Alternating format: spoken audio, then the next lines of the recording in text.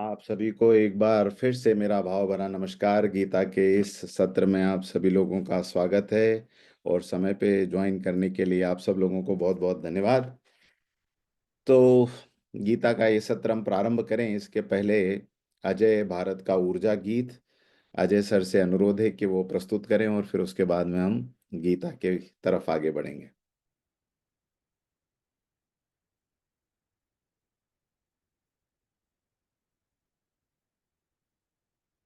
Sir आप unmute unmute हैं, unmute कर लीजिए। अच्छा, एक एक सेकंड सर, आई थिंक मुझे अनम्यूट करना पड़ेगा यहाँ पर सभी को।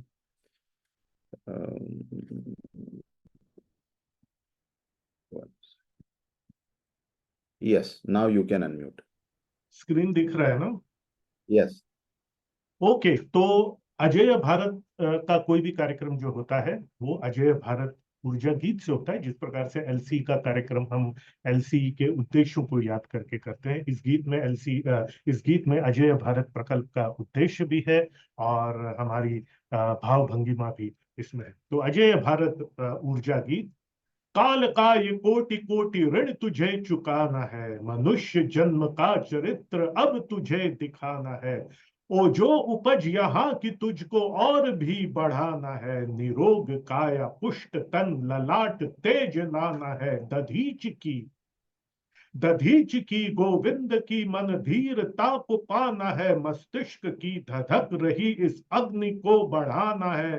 पुष्प सी हो भावना हृदय में सिंधु प्रेम का, मनुज अनेक प्राण एक पुण्य एक कामना। आध्यात्म ओत प्रोत इस धरा का गुणगान हो, गुरुवर ऋषि वेद नारी तप का सम्मान हो। अब जाग जा के विश्व में परचम रहे, अब हिंद का प्रयास रहे तुझसे हो नवयुग के नए जन्म का। जाग जा के फिर नहीं मिलेगा ये संयोग रे, विलासिता से उठ के कर्म योग के प्रयोग रे। जाग रे, अब जाग जा, अब जाग जा, अब जाग जा, अब जाग जा। जय हिंद। जय हिंद। वंदे मातरम। कर्मयोग के प्रयोग, यही तो गीता का सार है। और कर्मयोग के प्रयोग को अगर हम अपने जीवन में अपना लें तो ऐसा मानना जाएगा कि गीता का कुछ कुछ मर्म हम सभी को समझ में आ गया है। और अजय भारत ऊर्जा गीत के बाद आइए यहाँ हम। पे मैं थोड़ा सा आपको रोकना चाहूंगा ऋषि सर। और आपके कर्म योग के जो प्रयोग रहे हैं आपके एजुकेशन की फील्ड में, आज हमने देखा है। हालांकि कल पॉजिटिविटी में ज्यादा डिटेल में इसको लेंगे, लेकिन आप सबने व्हाट्सएप ग्रुप में देखा होगा कि ऋषि सर को जो इंडिया के 10 बेस्ट प्रिंसिपल्स में से एक का अवार्ड मिला है, जो कि बहुत बहुत बहुत बड़े गर्व की बात है, ना सिर्फ एलसी के लिए लेकिन एबीपी के लिए। तो अभी मैं चाहूंगा कि एक बार इस जोरदार तालियों के साथ में हम जो है बधाई दे डॉक्टर ऋषि आचार्य को। कल के थर्सडे सेशन में एक विस्तृत पॉजिटिविटी तो रहेगी। बहुत बहुत बहुत बहुत धन्यवाद। बधाई डॉक्टर ऋषि आचार्य। और अब गीता पर आप अपना शुरू कर सकते चलिए मित्रों, कमर सीधी करके बैठेंगे, दोनों हाथ गोद में। ध्यान उगते हुए सूर्य का, उगते हुए सूर्य के माध्यम से भगवान की उस चेतना को अपने अंतःकरण में धारण करने का प्रयास करेंगे। एक बार गायत्री मंत्र हमारे साथ साथ। ओम भूर्भुवः स्वः तत्सवितुर्वरेण्यं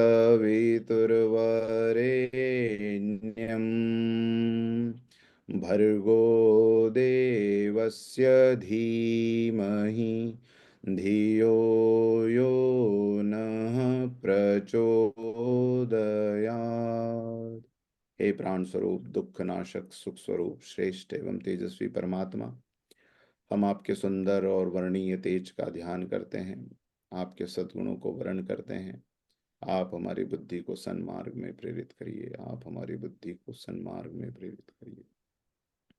वसुदेव सुतं देवं कंसचाणूरमर्दनं देवकी परमानंदं कृष्णं वंदे जगद्गुरुं, कृष्णं वंदे जगद्गुरुं। नमोस्तुते व्यास विशाल बुद्धे फुल्लारविंदायत पत्र नेत्र, येन त्वया भारत तैलपूर्णे प्रज्वालितो ज्ञानमयः प्रदीप प्रज्वालितो ज्ञानमयः प्रदीप।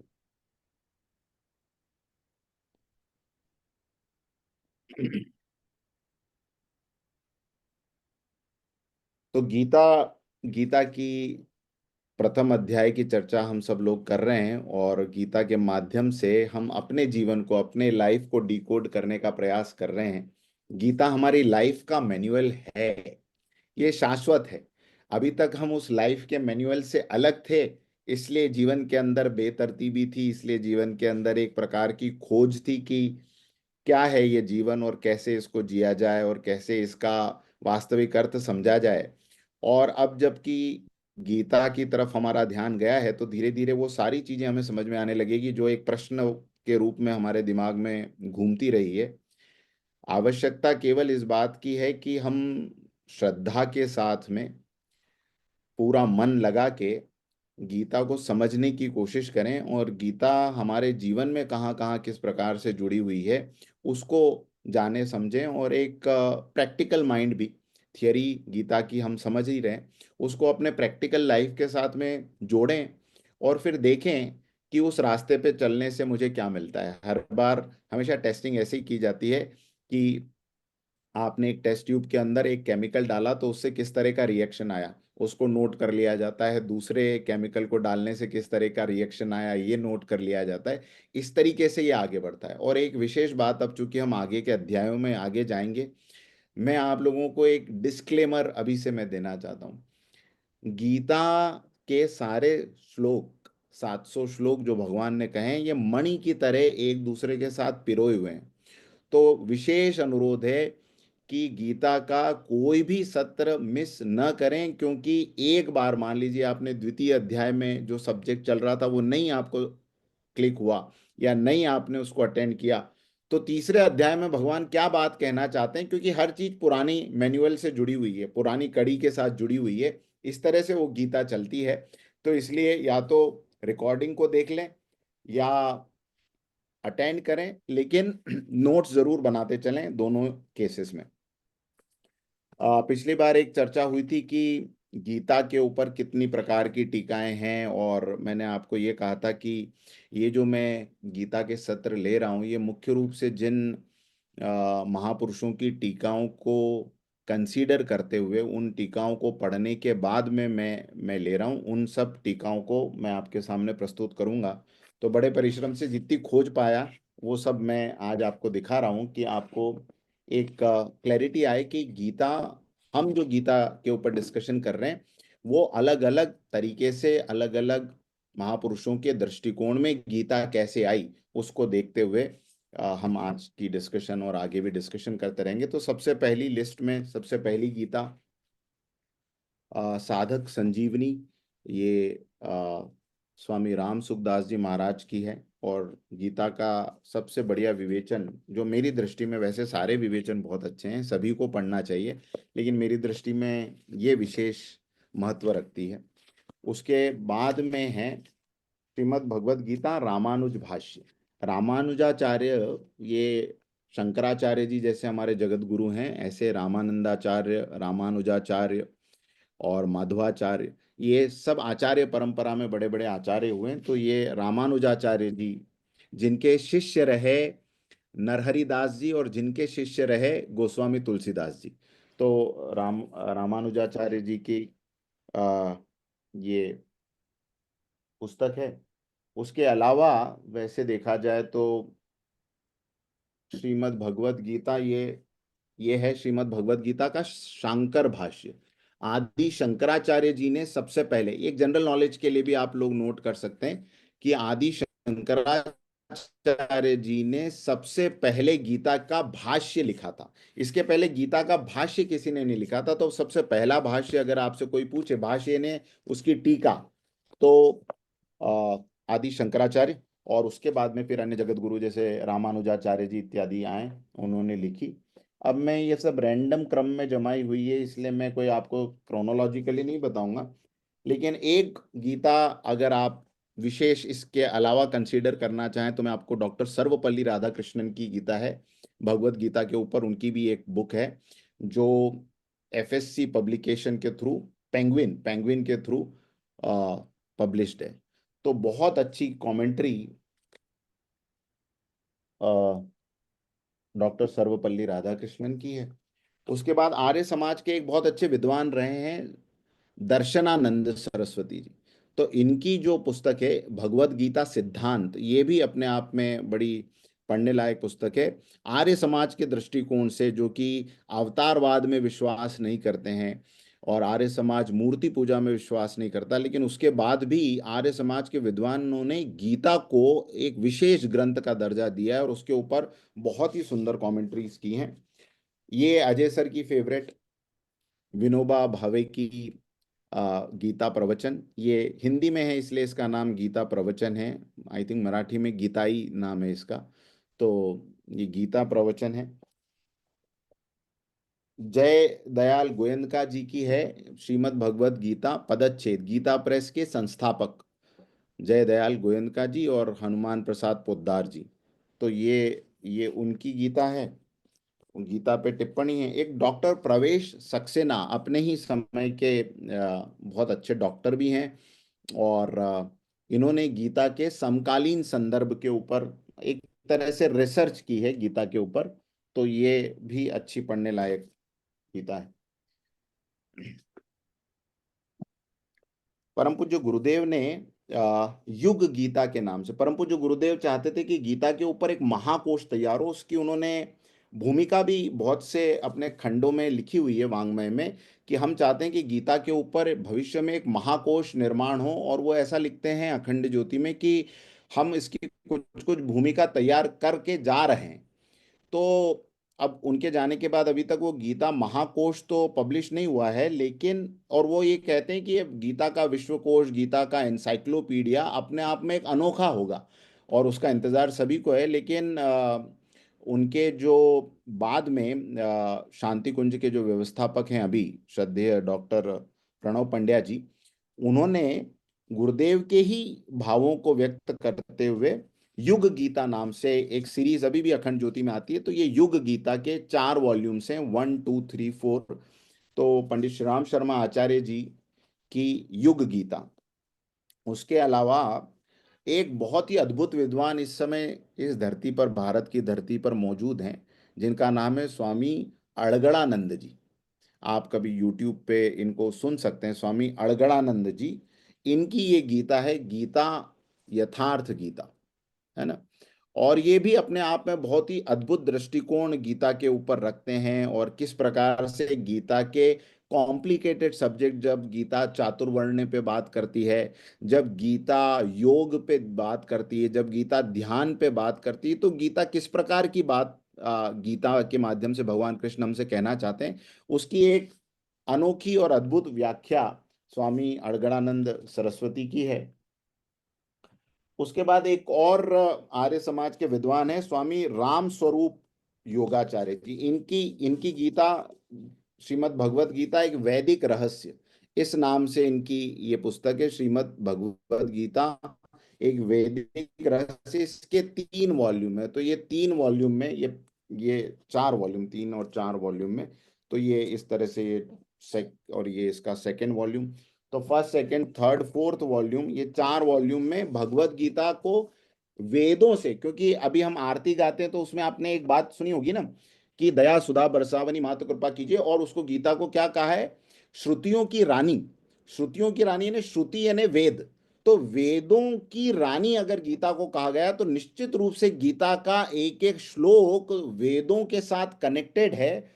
तो ये जो स्वामी रामस्वरूप योगाचार्य जी हैं, इन्होंने एक एक श्लोक को कैसे वो ऋग्वेद से, कैसे वो अथर्ववेद से, यजुर्वेद से, सामवेद से कनेक्टेड है और कैसे उपनिषदों से गीता कनेक्टेड है, इसके ऊपर एक बहुत डीप रिसर्च है। 700 श्लोकों के लिए 4 वॉल्यूम लिखने की क्या जरूरत है। लेकिन मैं कह रहा हूं ये भी कम है, एक श्लोक के ऊपर 4 वॉल्यूम लिखे जा सकते हैं, इतना उसके अंदर गीता के अंदर सार है। ये केवल मैं आपकी रुचि बढ़ाने के लिए ये सब बातें बता रहा हूं। हाँ, तो विशेष रूप से इसको ध्यान रखें कि कितने अद्भुत महात्मा हुए और कैसे कैसे उन्होंने गीता के ऊपर कमेंट्रीज करी। एक बड़ी लोकप्रिय कमेंट्री है गीता रहस्य नाम से, बाल गंगाधर तिलक की। ये कहते हैं कि उस समय स्वतंत्रता आंदोलन का मैनुअल बन चुका था। ऐसा कोई क्रांतिकारी नहीं था जिसने गीता रहस्य न पढ़ी हो। लोकमान्य बाल गंगाधर तिलक की, और स्वराज्य की प्रेरणा लोकमान्य तिलक को वो लिखते हैं कि स्वराज्य की प्रेरणा मुझे गीता से मिली है ना। तो और इसकी रचना भी उन्होंने कब की थी? जेल में, जब वो थे मांडले जेल में, तो स्थापना, इसकी रचना की। एक आपने अभी वर्तमान में एक बहुत अच्छे संत हैं, स्वामी राम भद्राचार्य जी महाराज, है ना। आंखों से उनको दिखाई नहीं देता, प्रज्ञा चक्षु हैं, लेकिन साधिकार शास्त्रों के ऊपर बात करते हैं, और तुलसी पीठ चित्रकूट में उन्होंने बनाया है। राम भद्राचार्य जी महाराज, उनकी जो गीता है श्रीमद् भगवत गीता राघव कृपा भाष्य, चूंकि वो भगवान राम की परंपरा से आते हैं, तो ये 2 वॉल्यूम में उन्होंने राघव कृपा भाष्य नाम से गीता की ही विवेचना की है। लेकिन अगर आपको रामचरितमानस में इंटरेस्ट है, तो गीता कैसे रामायण और रामचरितमानस से कनेक्ट होती है, ये आपको देखने को मिलेगा। उसके अलावा एक गौरव अग्रवाल जी, आपके लिए भी मैं बता रहा हूँ, एक चार्टर्ड अकाउंटेंट हैं पंकज गुप्ता जी। इन्होंने एक पुस्तक लिखी है, गीता श्रीमद् भगवत गीता आज क्यों, है ना, कि आज के कॉन्टेक्स्ट में भगवत गीता हमें क्यों पढ़नी चाहिए, क्या सीखने को मिलता है। बड़ी सुंदर कॉम्प्रिहेंसिव किताब चार्टर्ड अकाउंटेंट पंकज गुप्ता जी ने लिखी है। इसके अलावा डॉक्टर सत्यव्रत सिद्धांतालंकार जी हुए, आर्य समाज में ही बहुत बड़े विद्वान। इनकी एक श्रीमद् भगवत गीता आती है, ये भी उस फिलॉसफी को थोड़ा और डीप में समझने के लिए, तो एक तरह से कथानक के माध्यम से, कहानी के माध्यम से, इस पुस्तक की एक मजेदार बात यह है कि इसमें एक गीता का एक फ्लो मिलता है आपको। तो उस फ्लो के साथ, जैसे भगवान कृष्ण आपके साथ स्वयं बातचीत कर रहे हैं, उस शैली में डॉक्टर सत्यव्रत सिद्धांत अलंकार जी ने गीता को लिखा। उसके बाद एक आचार्य कृपालु जी महाराज, स्वामी कृपालु जी महाराज, आप यूट्यूब पे भी इनके बहुत साधिकार वेदों के ऊपर और सारे पुराणों ग्रंथों के ऊपर ये बात करते हैं। तो उन्होंने भगवत गीता के ऐसे छोटे छोटे बुक्स लिखे हैं, लेकिन बहुत सुंदर बुक्स हैं। एक है भगवत गीता ज्ञान तत्वदर्शन, दूसरी बुक है ये भगवत गीता अनन्य भक्ति, तीसरा भगवत गीता कर्मयोग, और इस प्रकार से अलग अलग भगवत गीता भक्त का कभी पतन नहीं होता, भगवत गीता में आहार विज्ञान क्या है, इस प्रकार से। और बड़ी अच्छी ये भी किताब है। और one of my favourite, Maharashtra में एक बहुत बड़े संत हुए, संत क्या साक्षात भगवान का अवतार महाराष्ट्र में उनको माना जाता है, कृष्ण का ही अवतार माना जाता है, संत ज्ञानेश्वर महाराज।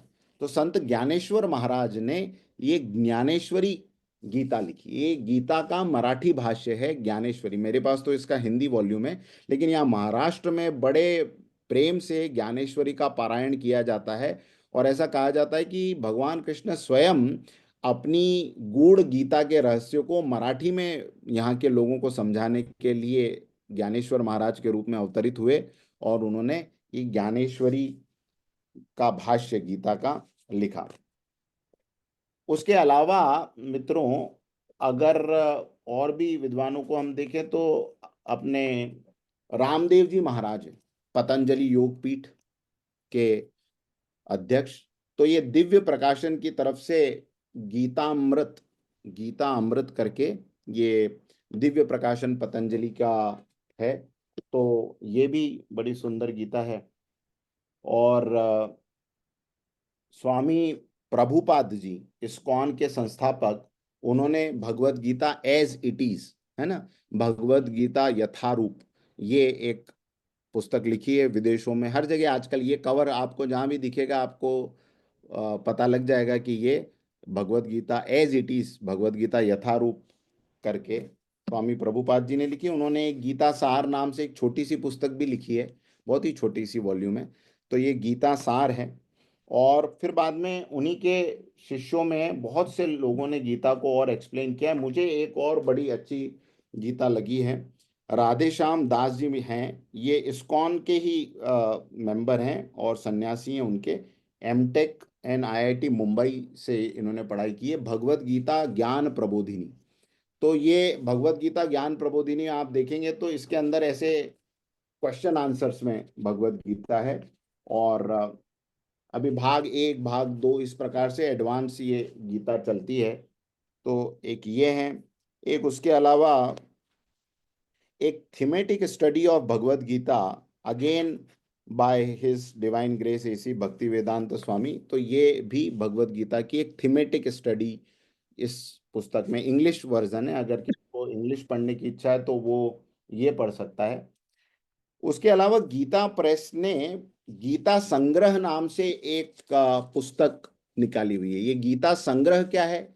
गीता संग्रह आपको आज ऐसे ही एक जनरल बात मैं बताऊं कि अगर कोई आपसे पूछे कि आपके सनातन धर्म में कितनी गीताएं हैं, तो केवल एक गीता नहीं है। मूल गीता तो हम भगवत गीता को जानते हैं, लेकिन ये गीता संग्रह में गीता प्रेस गोरखपुर ने लगभग सभी गीताओं को, एक दो गीताओं को छोड़ के बाकी की सभी गीताओं को इसमें प्रकाशित किया है। मैं केवल नाम पढ़ देता हूं आपके लिए।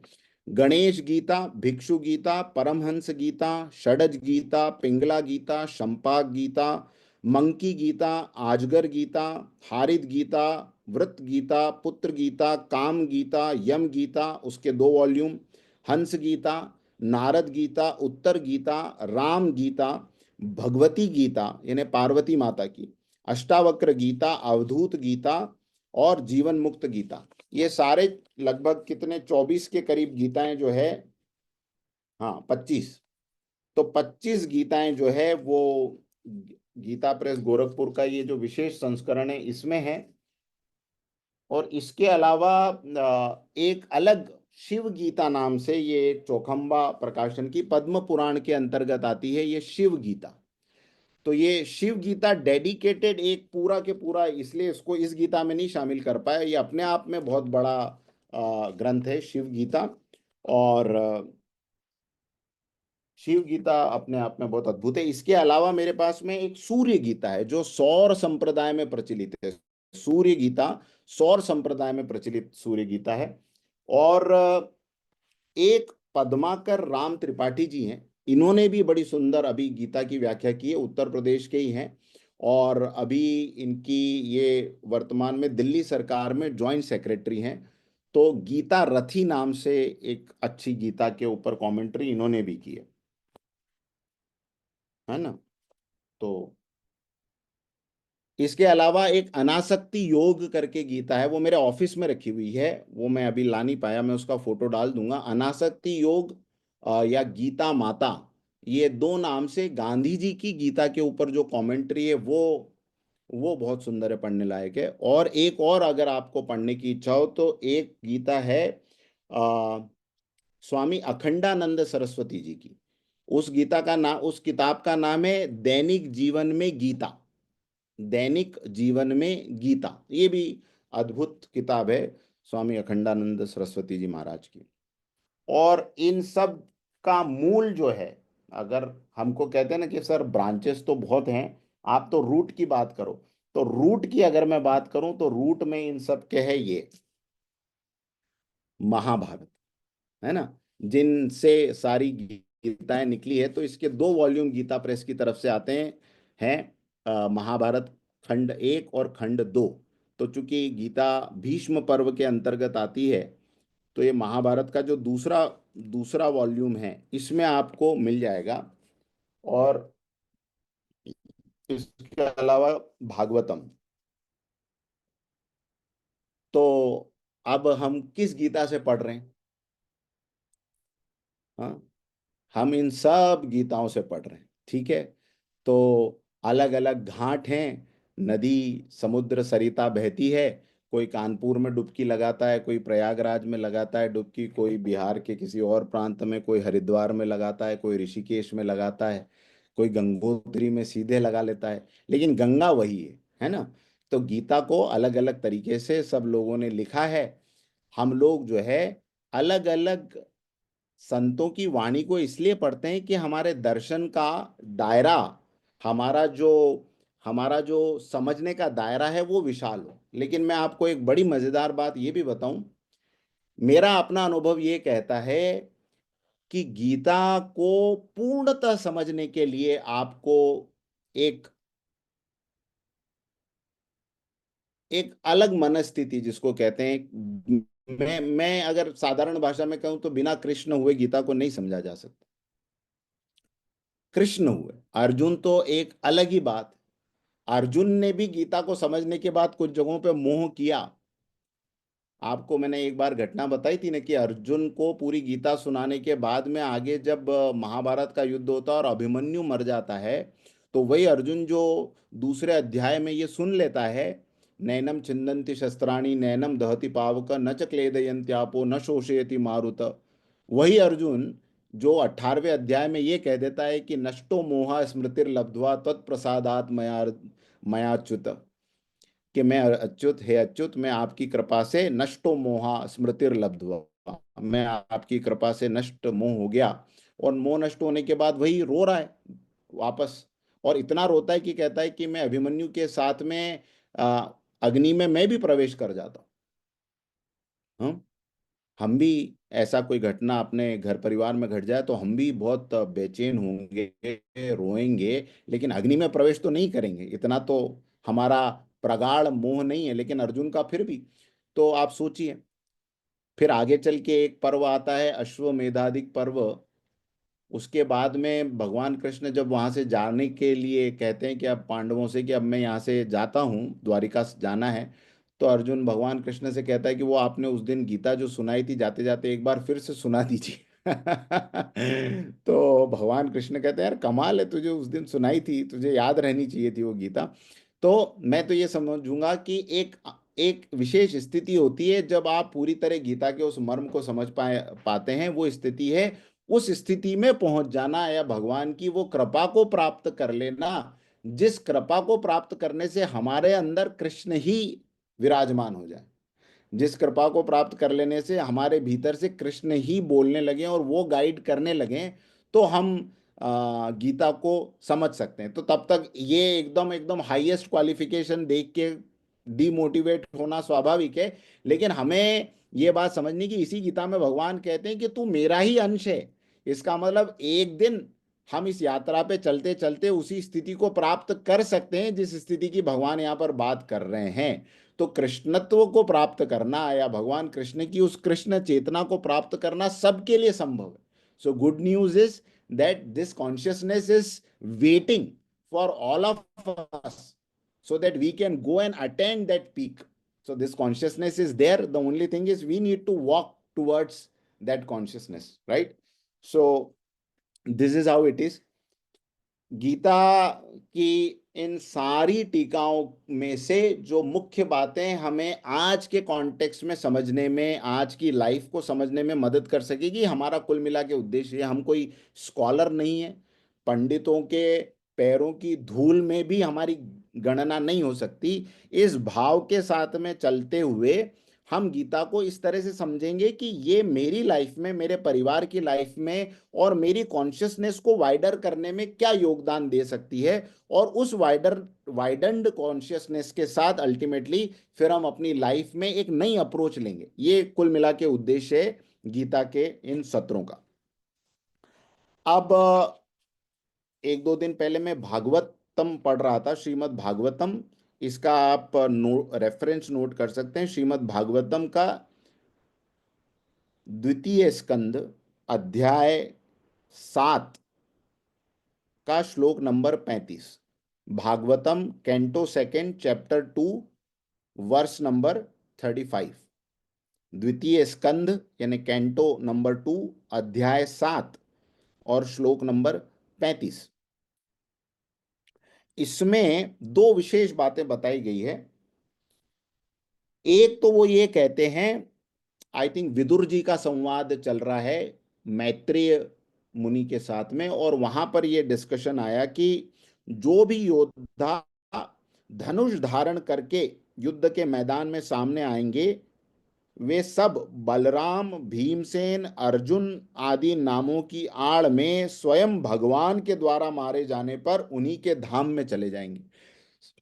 सारथी बनने का, भगवान के सारथी बनने का एक गुप्त रहस्य जो गीता में नहीं मिलेगा, गीता में तो केवल इतना मिलेगा कि अर्जुन के प्रेम के कारण भगवान सारथी बन गए। लेकिन दूसरा विशेष रहस्य जो भागवतम में मिलता है, इसलिए गीता की स्टडी के लिए महाभारत और भागवत को बार बार पढ़ना बहुत जरूरी है। बहुत अनोखे अनोखे पर्ल वहां से मिलते हैं। तो ये जो मिला कि भगवान सारथी बन के इसलिए बैठे हैं कि जब अर्जुन बाण चलाएगा तो योद्धाओं की नजरों में दो व्यक्ति दिखेंगे सामने, अपोनेंट को। एक अर्जुन दिखेगा और दूसरा मैं दिखूंगा। तो मेरी छवि को, मेरे स्वरूप को, मेरे विग्रह को देखता हुआ वो व्यक्ति अगर बाण लगने पर मृत्यु को प्राप्त करेगा तो वो सीधे मेरे धाम में जाएगा। ये इतनी करुणा उनके मन में है, इतनी करुणा उनके हृदय में है, इसलिए भी वो अर्जुन के रथ के आगे बैठे सामने। ये भागवतम का एक विशेष रहस्य है। दूसरा एक विशेष रहस्य मुझे उसमें और मिला। भागवतम में एक प्रश्न आता है बड़ा सुंदर। भागवतम तृतीय स्कंद, तृतीय स्कंद यानी कैंटो 3, चैप्टर नंबर 1, श्लोक नंबर 43, यानी वर्ष नंबर 43। तृतीय स्कंद अध्याय 1 श्लोक नंबर 43। इसमें एक प्रश्न करते हैं विदुर जी कि दुर्योधन को तो भगवान कृष्ण उस समय मार सकते थे जब शिशुपाल की तरह दुर्योधन ने भगवान कृष्ण को बंदी बनाने की कोशिश की थी। कब की थी? महाभारत का युद्ध शुरू होने के पहले भगवान कृष्ण पांडवों के दूत बन के, बहुत ध्यान से समझना, बहुत इंपॉर्टेंट बात है इसमें, पांडवों के दूत बनकर भगवान कृष्ण गए थे धृतराष्ट्र के पास यही 5 गांव मांगने के लिए। और दुर्योधन को जब पता चला कि भगवान आए हैं, तो मैंने आपको पीछे एक बार बताया था कि दुर्योधन की मंशा ये थी कि इनको यहीं बंदी बना लूं, और यहीं बंदी इनको बना लेंगे तो सारे यादवों का मनोबल वैसे ही गिर जाएगा, अर्जुन इत्यादि का मनोबल गिर जाएगा, फिर युद्ध जीतना बड़ा आसान है। तो वो जो है भगवान को उस, वैसे तो नियम, राजकीय नियम ये है कि दूत को किसी प्रकार का दंड नहीं दे सकते आप। दूत को आपको एज इट इज दोबारा भेजना पड़ता है। ध्रुव कौन है भैया? आपने व्हाइट बोर्ड शेयर कर दिया। हाँ। तो तो भगवान कृष्ण को वो बंदी बना सकते थे और बंदी बनाने का प्लान भी किया था, लेकिन भगवान कृष्ण केवल वहां पर अपना विराट रूप बता के चले आते हैं। वो चाहते तो वहीं सुदर्शन चक्र चला के खेल खत्म कर सकते थे, लेकिन प्रश्न उसमें भागवत में ये आता है कि ऐसा क्यों नहीं किया। तो उसके पीछे भागवत उत्तर ये देती है कि यद्यपि कौरवों ने भगवान कृष्ण के साथ बहुत अपराध किए, बहुत उनको भला बुरा कहा, और वो समुचित रूप से शस्त्र का प्रयोग वहां पर कर सकते थे, क्योंकि अपनी प्राण रक्षा के लिए शस्त्र उठाना ये शास्त्रों की तरफ से मर्यादा है, तो वो कर सकते थे। लेकिन फिर भी भगवान ने महाभारत का इंतजार क्यों किया? क्योंकि केवल कौरव ही उस समय आतताई नहीं थे। जब महाभारत का युद्ध हुआ तो दुर्योधन के साथ लड़ने के लिए इस धरती के ऐसे सारे पापी राजा एक साथ इकट्ठे हो गए जिन सबको समाप्त करना भगवान का उद्देश्य था। तो वहां पर जरासंध भी था, वहां पर अन्य शिशुपाल और उनकी सेनाएं भी थी। कौरवों की तरफ जितनी आर्मी खड़ी थी वो कौन सी आर्मी थी? ये वही आर्मी थी जो उस समय अपनी प्रजा के लिए एक जिंदा नासूर बन चुके थे। इस तरह का राज्य करते थे कि प्रजा खून के आंसू रोती थी, और भगवान ने ये महाभारत का प्लॉट रच के एक ही साथ एक बार में सारे आ जाएं और सारे के सारे एक ही बार में निपट सकें और पूरी धरती के अनेक भागों पर धर्म की स्थापना हो सके, इसलिए महाभारत का युद्ध करवाया करवाया। और उसके पीछे ये जो रहस्य था, पहला कि युद्ध अगर न होता तो सेना सहित अन्य आतताई राजाओं को मारना संभव नहीं हो पाता। दूसरा, भगवान की एक नीति है कुकर्मियों को एक साथ जमा करके दंड देना। अलग अलग भी दे सकते थे, लेकिन एक साथ जमा करके दंड देना, जिसको कहते हैं 100 सुनार की और एक लोहार की, तो ये भगवान की नीति है एक साथ। और तीसरी चीज, दुर्योधन को यह बताया कि आज तूने जो मेरा अपमान किया है इसका अभी तो मैं उपेक्षा कर रहा हूं। भगवान का ये नियम है, आपके कर्म की तत्काल भगवान उपेक्षा करते हैं, लेकिन समय आने पर प्रकृति की व्यवस्था के अंतर्गत वही कर्म दंड के रूप में परिणित होता हुआ, अथवा तो वही कर्म पुरस्कार के रूप में परिणित होता हुआ हमारे सामने आकर खड़ा हो जाता है।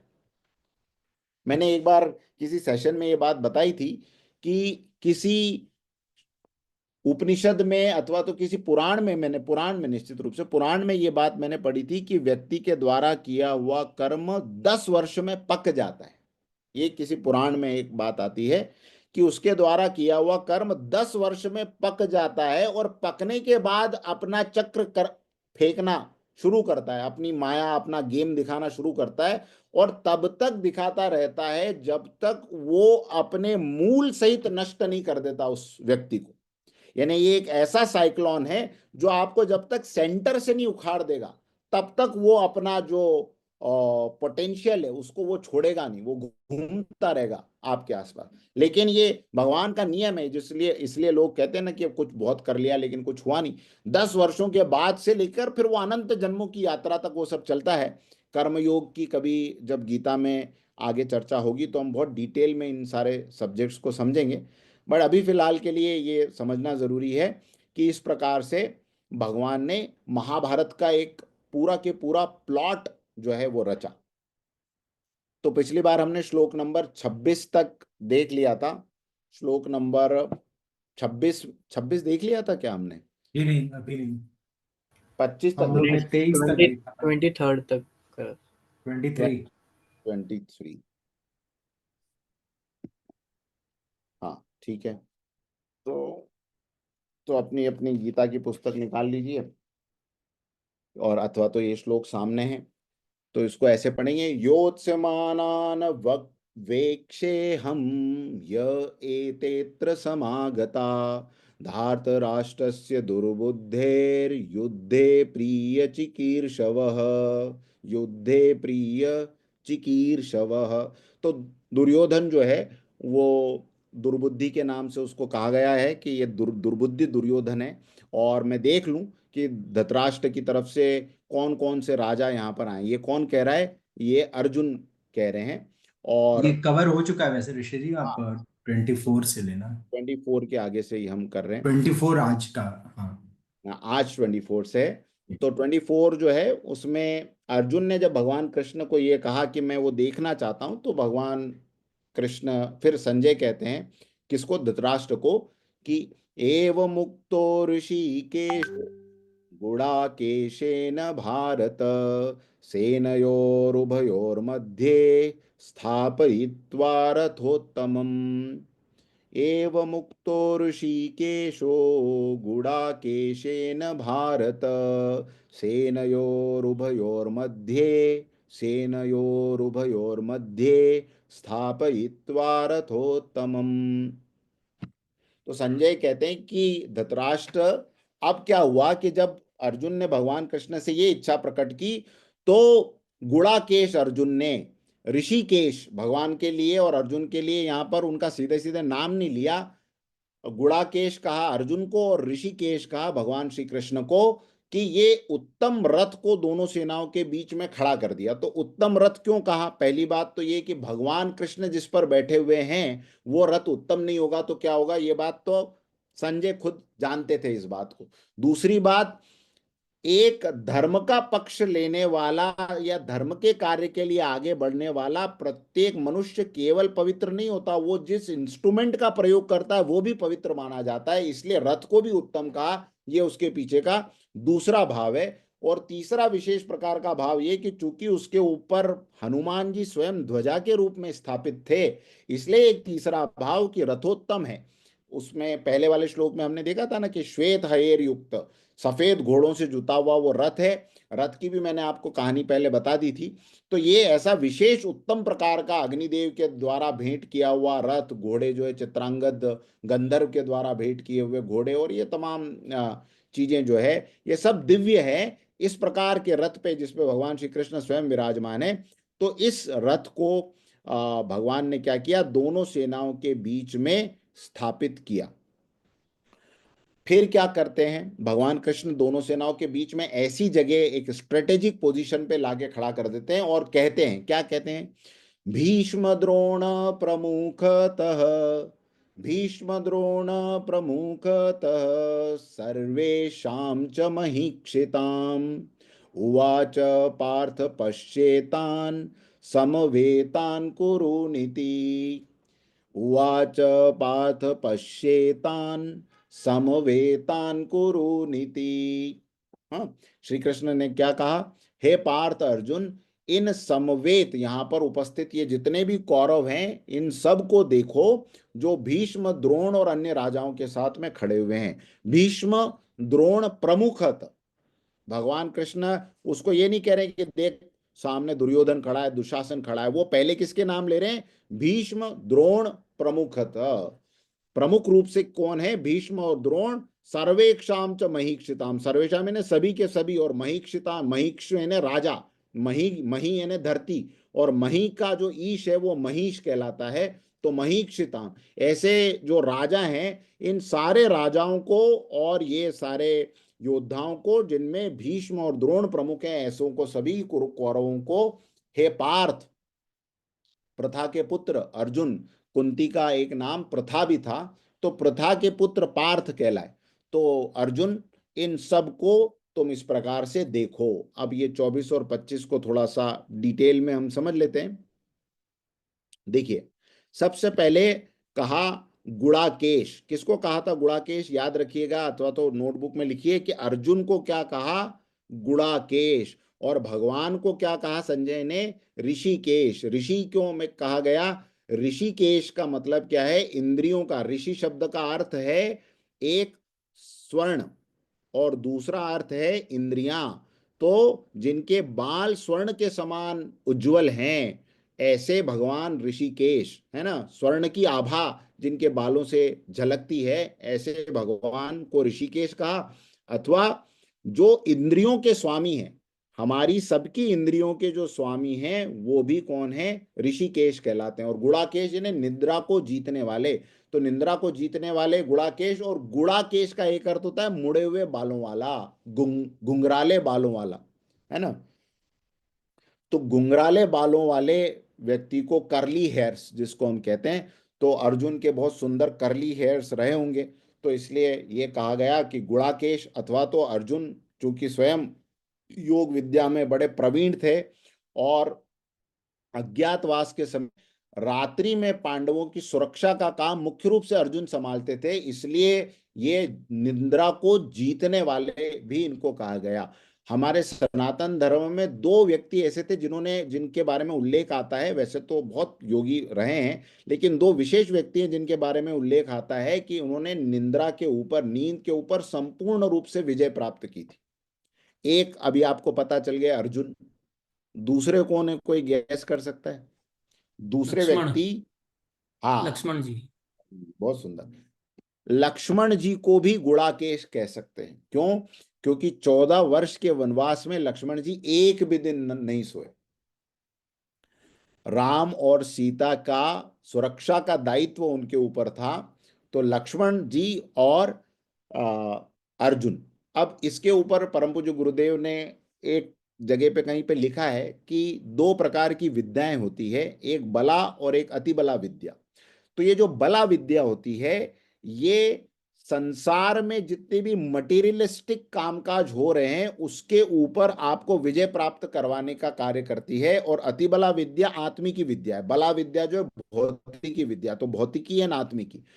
तो ये जो बला विद्या ऋषि वशिष्ठ ने लक्ष्मण जी को दी थी, और अर्जुन को भी ये गुरुकुल में प्राप्त हुई थी। इसके दम पर, इसके बल पे निंद्रा को जीतने का सामर्थ्य प्राप्त हो जाता है। फिर वो व्यक्ति संपूर्ण रूप से, अब आजकल की मेडिकल फ्रेटर्निटी में किसी को पूछो कि भैया सोना तो कहेगा बहुत जरूरी है, बिना सोए तो आप ठीक तरीके से फंक्शन ही नहीं कर सकते। और सामान्य मनुष्य के लिए बात बहुत हद तक सच भी है, लेकिन इस दुनिया में ऐसे व्यक्ति हुए हैं जिन्होंने अपनी नींद को कम किया, कम करते करते इस अवस्था में लाए कि 1-2 घंटे की नींद से या 3 घंटे की नींद से पूरे बाकी के 22-23 घंटों के लिए उनको बैटरी उनकी चार्ज हो जाया करती थी। 8-8, 10-10, 15-15 घंटे सोने की जरूरत नहीं पड़ती थी, पहली बात।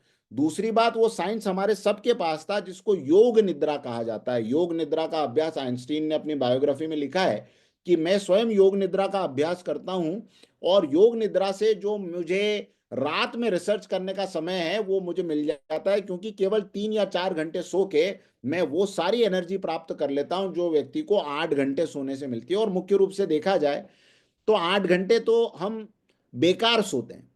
8 घंटे सोने की जरूरत नहीं है। सुबह का जो सोना है आप देखेंगे तो ज्यादातर सपनों से भरी हुई नींद हमारी होती है। एक्चुअल जो हमारी डीप स्लीप जिसको कहते हैं, रात को 11 बजे से लेकर लगभग 2 या 3 बजे तक के बीच में जो स्टेजेस आती हैं, गामा और थीटा, इन स्टेजेस में असली नींद जो है उसका बेनिफिट हमें मिलता है। उसके बाद तो आप कितनी भी देर पड़े रहेंगे तो केवल शरीर जो है वो लेटा हुआ है, लेकिन दिमाग, अंदर सपने, वो सब जागृत हो चुका है। सूर्य की पहली किरण धरती पर आते ही, यानी आपको सूर्य दिखाई दे लगभग उसके आधे 1 घंटे पहले से आपकी नींद बाय डिफॉल्ट डिस्टर्ब होना शुरू हो जाती है। अगर आप अपने शरीर को लेकर थोड़े भी संवेदनशील हैं तो ये पता लग जाएगा आपको। तो अर्जुन जो है वो गुणाकेश है, निद्रा को वश में करने वाला है। और नींद और तमस में एक छोटा सा अंतर है। देखिए, अजय सर हमेशा बताते हैं कि एक व्यक्ति की अगर उम्र 80 साल है तो 29,220 दिन की उसकी जिंदगी और 9,740 दिन हमारे नींद में निकल जाते हैं। इस 29,000 दिन की जिंदगी में से 9,740 दिन हम केवल सो के बिता देते हैं, अगर 8 घंटे की नींद माने तो। लेकिन अगर जो 8 घंटे से ज्यादा सोता है उसकी नींद में आप कितना उसका जीवन का समय उसने ऐसा ही निकाल दिया। तो 2 प्रकार की बीमारियां होती है, एक तो इंसोमनिया और एक हाइपरसोमेनिया। तो ये हाइपर वाला जो है, ये अति नींद आना, ये भी हमारे जीवन के लिए ठीक नहीं है। और ये इससे भी बहुत से लोग नींद नींद में ही निकल लेते हैं। तो ये इस बात का विशेष रूप से ध्यान रखना है कि हमारी नींद जो है वो बैलेंस हो और क्वालिटी नींद आए। इसके लिए जो तमाम योगाभ्यास और दूसरी चीजें बताई गई है उनका सबका पालन करते हुए कोशिश ये करनी चाहिए कि इन एनी केस व्यक्ति 10 बजे बिस्तर पे चला जाए, आधा घंटा इधर उधर थोड़ा कोई अच्छी किताब पढ़ ले, ध्यान कर ले, या कुछ परिवार के साथ कुछ अच्छी बातचीत करके, और फिर वो लगभग 10:30 बजे के करीब भी अगर लेट में लेट सोए तो ये नींद बहुत अच्छी है। सुबह में आप 3-4 बजे एकदम फ्रेश उठ सकते हैं। और भी अगर थोड़ी नींद की आवश्यकता है तो बहुत हुआ तो 5 बजे तक में आप रात को 10:30 बजे से 10 से 5 की नींद बहुत सुंदर नींद है। और इसी में वो सारे साइकिल्स चालू होते हैं जिसमें पिट्यूटरी और पीनियल ग्लैंड जो है वो हार्मोन सेक्रेट करती है, और वो सारा मेडिकल सिस्टम में सारा है। तो मुख्य रूप से ये बात ध्यान रखनी है कि अगर हमें अर्जुन के समान बनना है तो ये गुणाकेश की क्वालिटी हमारे अंदर आनी चाहिए। उसके बाद में क्या हुआ कि उसके इस प्रकार कहने पे, किस प्रकार कहने पे, कि हे कृष्ण मेरे रथ को जो है इन सेनाओं के बीच में ले चलो। ले चलो मतलब एक आदेश भगवान को उसने दिया, लेकिन फिर भी भगवान ने अर्जुन की सुनी। क्यों सुनी? क्योंकि अर्जुन क्या है, अर्जुन के अंदर ये क्वालिटीज है। एक, वो निद्रा का दास नहीं है, आलसियों की भगवान नहीं सुनते। पढ़े हैं, जिंदगी में हरकत नहीं तो जिंदगी में बरकत नहीं, ये हमने आजम कैंपस में आके सुना था। ये इस्लाम में एक कहावत चलती है, हरकत होगी तो बरकत होगी, हरकत में बरकत है।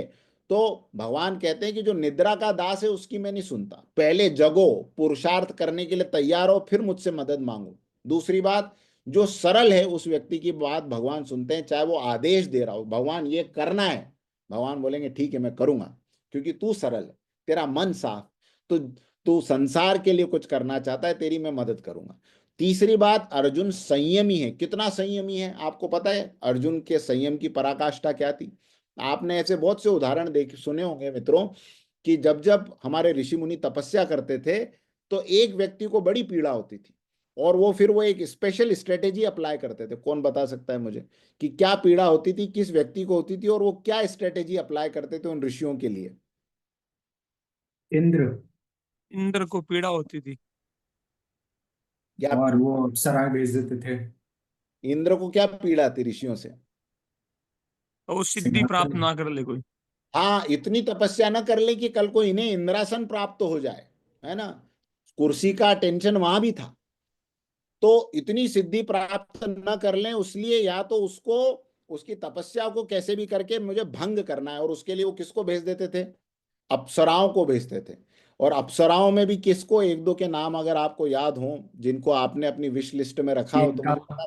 रंभा मेनका, रंभा मेनका उर्वशी। क्या बात, क्या बात है। हाँ, इतने तो देवियों के नाम याद नहीं होंगे जितने अप्सराओं के याद हैं। तो रंभा, मेनका, उर्वशी, उसमें भी ये जो उर्वशी अप्सरा थी, ये तो विशेष रूप से जिसको कहते हैं परम सौंदर्य उर्वशी का, ऐसी उर्वशी अर्जुन के सामने आती है और कहती है कि हे वीर पुरुष, मैं तुम्हारा वरण करने के लिए तैयार हूं। तो अर्जुन क्या कहते हैं, मां आप कैसे यहां पर हैं, आपको कुछ चाहिए तो मुझे बताइए, मैं आपका पुत्र हूं। किसको कहते हैं, उर्वशी को, जिसके सामने बड़े बड़े ऋषि मुनि जो हैं वो अपनी तपस्या भूल जाया करते थे, ऐसी उर्वशी को अर्जुन माँ कहते हैं पहली झलक में। क्यों? क्योंकि आप भगवान इंद्र के साथ रहती हैं और इंद्र मेरे पिता के समान है, इसलिए आप मेरी माँ हुई। तो वो संयमी है, अर्जुन क्या है, वो संयमी है। एक बड़ा गुण, अगर हमको ईश्वर का सानिध्य, उनकी शक्तियां प्राप्त करनी है तो हमारे अंदर संयम का गुण होना चाहिए।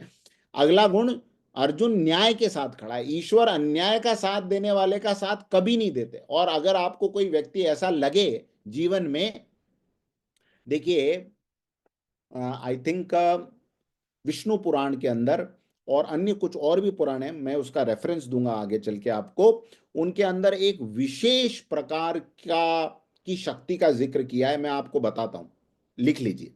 एक लिखिए माया और एक लिखिए योग माया। ये भगवान ने ना दो शक्तियां बनाई हैं, एक माया और एक योग माया, है ना। जिस माया के पीछे भगवान खड़े हैं वो योग माया है, और जो माया शुद्ध रूप में प्रपंच करने के लिए है वो है माया, केवल माया। तो इस संसार में दो तरह के व्यक्ति समृद्धि प्राप्त करते हुए दिखाई देते हैं, और संसार उनको एक ही तरह से जानता है। एक, जिनके पीछे भगवान खड़े हैं उनको समृद्धि देने के लिए, उनकी समृद्धि में भगवान की खुशी, भगवान की राजी, भगवान की इच्छा, भगवान की विल, भगवान की विश, भगवान का अनुग्रह, ये सब उनके पीछे है। वो हो गए भगवान की योग माया, भगवान के आशीर्वाद से आगे बढ़े हुए। और एक वो भी हैं जो आपको इस दुनिया में अपार धन संपत्ति के मालिक मिलेंगे, लेकिन उनके पीछे भगवान नहीं खड़े, उनके पीछे माया, प्योरेस्ट फॉर्म ऑफ इल्यूजन, ये खड़ा हुआ है। तो एक बात आपको ध्यान देनी कि न्याय पर चलने वाला भी आपको संपत्ति कमाता हुआ दिखाई देगा, या कभी कभी तो संघर्ष करता हुआ दिखाई देगा। अन्याय पे चलता हुआ व्यक्ति कभी कभी उससे भी ज्यादा संपत्ति प्राप्त करता हुआ दिखाई देगा। आपको लगेगा यार हम तो जानते हैं इस आदमी का कैरेक्टर ये कैसा है, लेकिन आज देखो गाड़ी बंगला घोड़ा क्या नहीं है इसके पास। अब जिसके पास ये है और आपको लगे कि ये बड़ा इसने कोई कर्म किया है इसलिए इसको प्राप्त हुआ है, या ये बहुत दान पुण्य करता रहता है, ऐसे लोग अक्सर आपको बड़े बड़े मंदिर बनाते हुए, बड़े बड़े दान पुण्य करते हुए दिखाई देंगे, क्योंकि अंदर का एक गिल्ट कॉन्शियस होता है। खूब भ्रष्टाचार करने वाला व्यक्ति पब्लिक के सामने जा जाके दान देता है, क्योंकि वो साइकोलॉजिकली अपने उस गिल्ट कॉन्शियस को सेटिस्फाई करने के लिए ये कर रहा है। उसका धर्म से कोई लेना देना नहीं। उसको मालूम है कि मैंने 10 करोड़ रुपए का भ्रष्टाचार किया है, तो 1 करोड़ रुपए मैं शिरडी साईं के यहाँ पर चढ़ा दूंगा, सांवरिया सेठ को दे दूंगा, वैष्णो देवी में दे दूंगा, अथवा तो कोई मंदिर बना दूंगा। तो मेरा वो उसका वो गिल्ट कॉन्शियस को कहता है हाँ मेरा बराबर हो गया, मैंने भगवान को दे दिया, मेरा काम हो गया। लेकिन ऐसे व्यक्ति के दान की तरफ भगवान अपनी टेढ़ी निगाह से भी नहीं देखते हैं, यह शास्त्रों का वचन है। आप जिंदगी भर अपनी कमाई का केवल एक अंश, भले वो 10 रुपए हो, वो भगवान को देते रहिए। आपके पीछे भगवान स्वयं खड़े होंगे, और आप अन्याय से कमाई हुई राशि से करोड़ों मंदिर बनवा दीजिए, आपकी गति शरीर को छोड़ने के बाद उस व्यक्ति की गति इतनी भयानक नारकीय होगी, उसकी वो कल्पना नहीं कर सकते।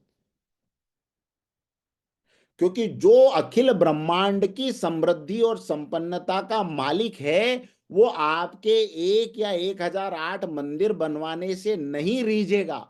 वो इस बात से रीझेगा कि जीवन भर आपने अन्याय की कमाई से अपने आप को दूर रखा, इस घोर प्रलोभन में, माया के राज्य में होते हुए भी, जहां लोग दिन और रात पिज्जा और बर्गर खा रहे हैं, आप अपने घर परिवार को सूखी रोटी के ऊपर रख के जिंदा रख सके, भगवान उससे खुश होंगे। और मंदिर में जाके आपने केवल 1 रुपया चढ़ाया, जो आपकी न्याययुक्त कमाई का 10वां भाग है, आपकी लॉटरी लग गई, ईश्वर ने आपकी वो सेवा स्वीकार कर ली। तो ये अर्जुन के इस गुण को हमें जानना समझने की बहुत जरूरत है। अर्जुन ने क्या किया, विदुर ने क्या किया, हाँ, विदुर जी के घर पे भगवान ने क्या कहा, केले के छिलके। विदुर जी की पत्नी भगवान का रूप देख के इतनी मोहित हो गई कि जैसे काउच पे भगवान बैठे हुए हैं, विदुर जी इधर और उनकी पत्नी इधर, और दोनों भगवान का वो रूप देख के दुर्योधन ने कहा था जब ये दूध बन के आए थे कि भगवान अब शाम का समय है, खाना खाने के लिए हमने आपके लिए 56 भोगों की व्यवस्था की है और मेरी दास दासियां सब आपका जो है वो आहार का प्रबंध करेगी, चलिए मेरे राजमहल में भोजन करने के लिए। भगवान कहते हैं कि नहीं, उतनी भूख मुझे है नहीं दुर्योधन, मैं बस ऐसे ही थोड़ा वॉक करते हुए जरा हस्तिनापुर घूम लूं, बहुत दिनों बाद आया हूं, और विदुर काका से भी मैं मिल लूं। तो विदुर जी की झोपड़ी थी, विदुर जी की झोपड़ी में गए और वहां पर जब देखा एक साधारण सा जैसे राजमहल का एक छोटा सा कक्ष, जिसको हम उस जमाने में तो झोपड़ी कहेंगे, वहां पे विदुर जी और उनकी पत्नी बैठे हुए थे कि आज कृष्ण तो आए हैं लेकिन इतने बिजी हैं, कहाँ हमारे पास आने का मौका मिलेगा और कहाँ उनको समय होगा। लेकिन वो द्वार पे खोल के देखते हैं तो भगवान खड़े हुए, और भगवान ना केवल खड़े आते ही बोलते काका भूख लग रही है, खाना नहीं खिलाएंगे। और विदुर जी को तो समझ में नहीं आ रहा क्या खिलाएं क्या नहीं खिलाएं। पास में जो था बोले भगवान केले हैं, अपनी पत्नी को कहा लो तुम भगवान को केले समर्पित करो, मैं कुछ और देख के आता हूं। और वो इतनी ज्यादा भाव विभोर उनको देख के कि केले छील रही है और उसमें से केला निकाल के जमीन पे गिरा रही है और वो छिलका भगवान की तरफ बढ़ा रही, और भगवान ने एक बार भी नहीं कहा काकी जरा देख तो लो कि क्या खिला रही हो। अरे भाई, केला तो नीचे गिर गया, तुमने छिलका दे दिया, छिलके ही छिलके खा गए, केवल छिलके। अब आप बताइए, ऐसे ईश्वर को हम भ्रष्टाचार की कमाई से दिए हुए हार से, मुकुट से, मंदिर से, संगमरमर से, उससे प्रसन्न कर पाएंगे?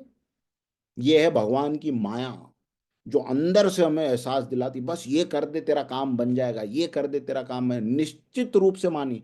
और जिंदगी भर न्याय के पथ पे चलता हुआ व्यक्ति फटी धोती में रहेगा ना, तो आखिरी में उसको लेने के लिए वो खुद आएंगे। यहाँ महाराष्ट्र की घटना है, हमारे तुकाराम महाराज जिंदगी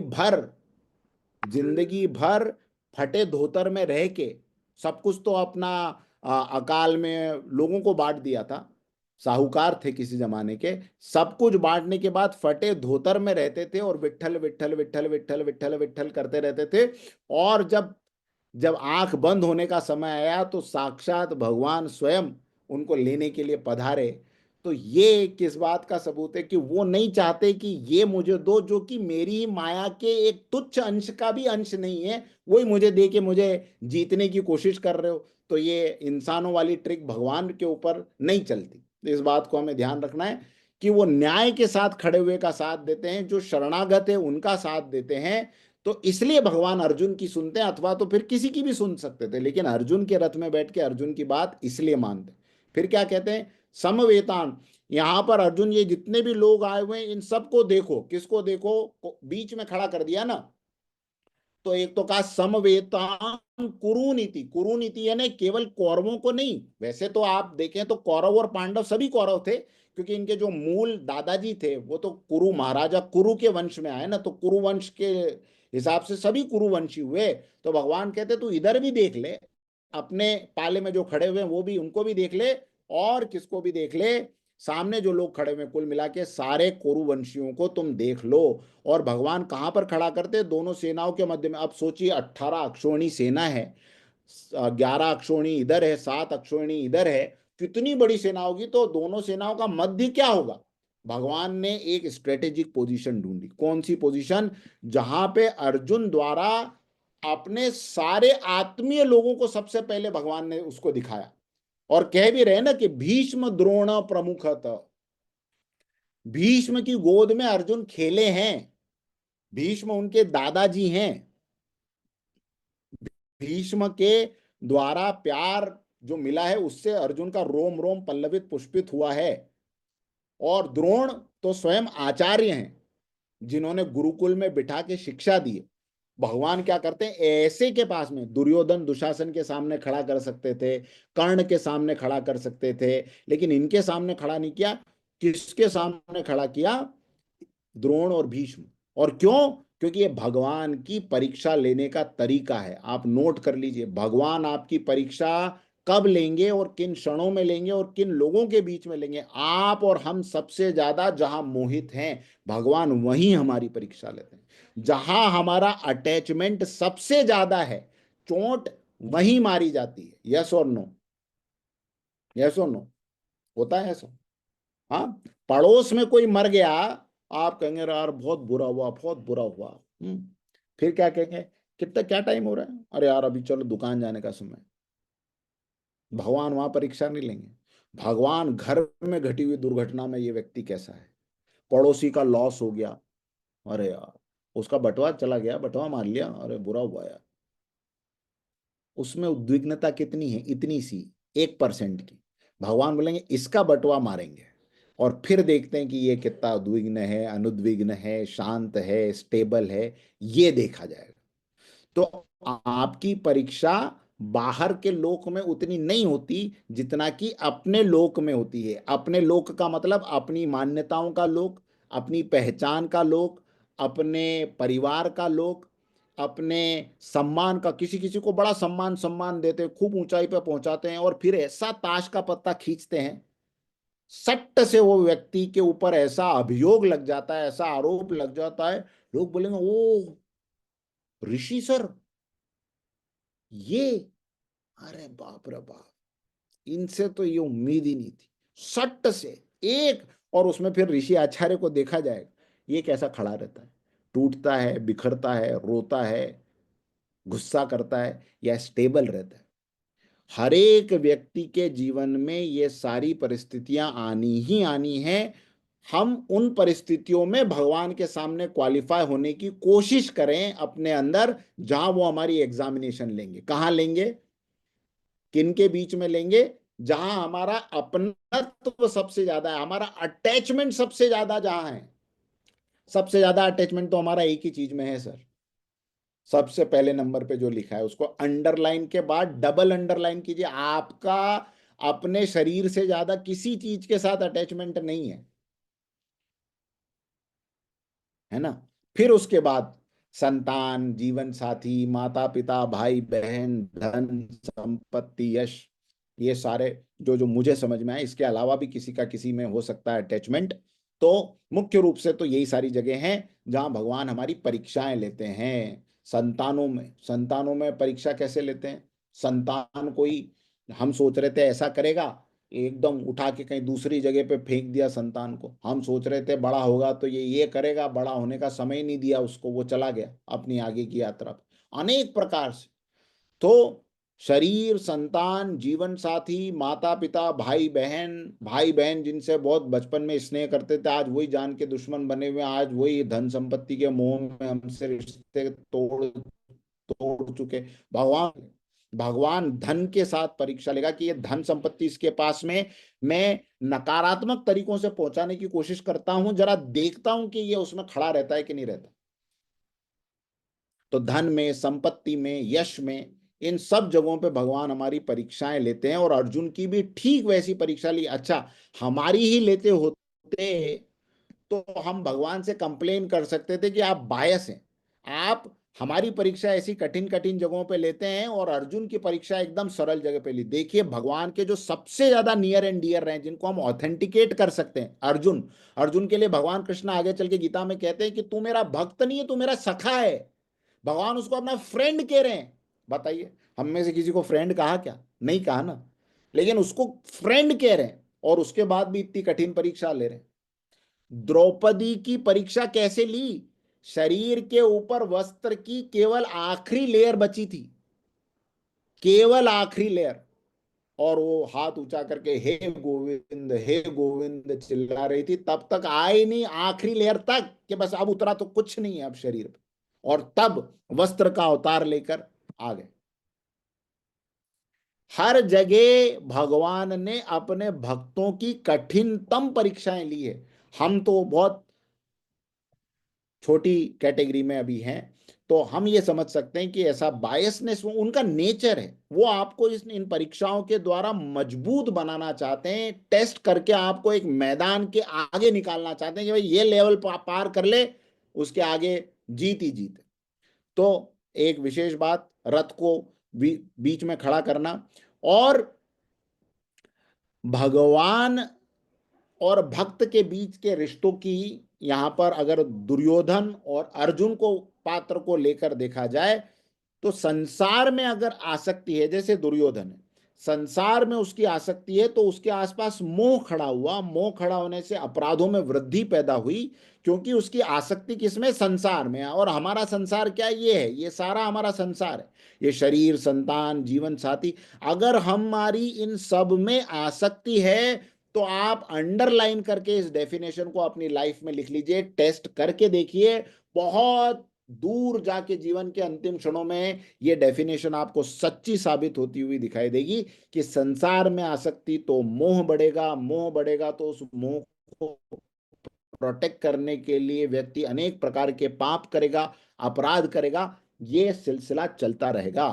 और इन सब के बीच में रहते हुए भी भगवान में आसक्ति है। मैंने आपको कुछ दिनों पहले कहा था कि हमारे जीवन का उद्देश्य इस जीवन में केवल श्री भगवान की इच्छाओं को पूरा करना, इसीलिए हमारा शरीर, इसीलिए हमारा धन, इसीलिए हमारे परिवार, इसीलिए हमारे बच्चे, इसीलिए हमारे माता पिता, इसीलिए हमारे रिश्ते नाते, इसीलिए हमारा ग्राहक, इसीलिए हमारी दुकानदारी, ये सब अगर इसके सेंटर में घूमता है, भगवान में आसक्ति है, तो परिणाम भक्ति, और उसके बाद हमारे अनंत अपराध पुराने जितने भी हुए, भगवान कहते हैं मैं क्षमा करूं, मोक्षयिष्यामि मा शुच, कितने भी तेरे अपराध हो वो मैं क्षमा करूंगा, क्योंकि अब तू काम किस तरह से कर रहा है। आसक्ति तो इसमें भी है, आसक्ति नाम की चीज चिड़िया कहीं विदा नहीं होने वाली, आसक्ति रहेगी, लेकिन जो आसक्ति संसार में और संसार के लोगों में लगाई जाती है वो मोह पैदा करती है,